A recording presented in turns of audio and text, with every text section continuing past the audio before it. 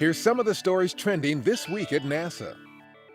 Liftoff. On April 14th, a SpaceX Dragon cargo craft launched on the Falcon 9 rocket from Cape Canaveral Air Force Station on the company's 6th NASA-contracted resupply mission to the International Space Station. When it arrived 3 days later, the Dragon was captured by the Expedition 43 crew with the station's Canadarm2 robotic arm and attached to the orbital laboratory, where it will remain for about a month. The supply ship delivered more than 2 tons of science experiments and cargo. A pair of news briefings at NASA headquarters on April 14th focused on the mission goals, scientific objectives, and encounter plans for the historic flyby of Pluto this summer by the agency's New Horizons spacecraft, including when and what types of imagery and data we can expect. New Horizons will fly by Pluto on July 14th at 31,000 miles per hour, taking thousands of images and making a wide range of other science observations.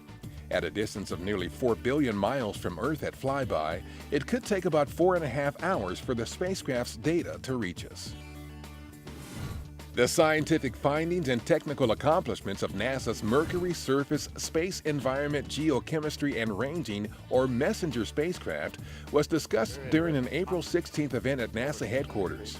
After more than 10 years in space that included unprecedented images and other observations taken by its cameras and other sophisticated, high-technology instruments, the highly successful mission will come to an end when it is expected to impact Mercury at the end of this month.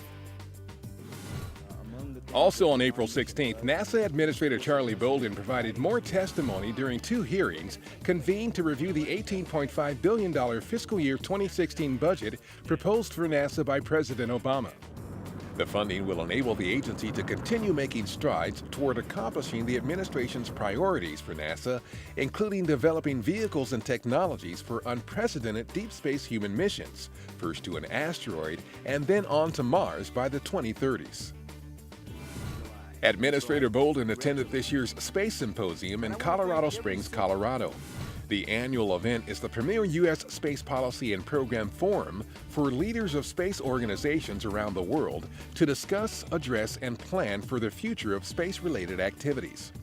Areas of interest this year included small satellite technology, launch vehicle development, communications, and Earth observation and remote sensing. This year's International Space Apps Challenge featured NASA astronaut Cady Coleman, Chief Scientist Ellen Stofan, and the agency's Chief Technology Officer for IT Deborah Diaz at the Global Mainstage event in New York City. The 3-day affair, which took place at more than 135 locations worldwide, brings together tech-savvy citizens, scientists, entrepreneurs, educators, and students to address issues relevant to space exploration and broader subjects that impact life on Earth. And that's what's up this week at NASA. For more on these and other stories, follow us on social media and visit www.nasa.gov/twa.